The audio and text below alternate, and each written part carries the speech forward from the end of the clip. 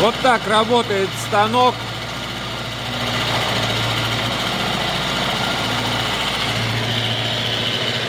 Все, я подключил, все работает. Вот вращается подача. Вот такой паз уже я сделал. Шпиндель.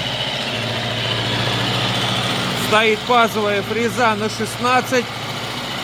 И вот он потихоньку режет паз.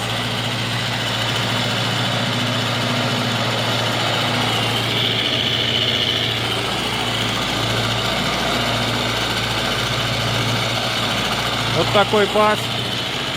Глубина сейчас 1 миллиметр. Вот идет съем.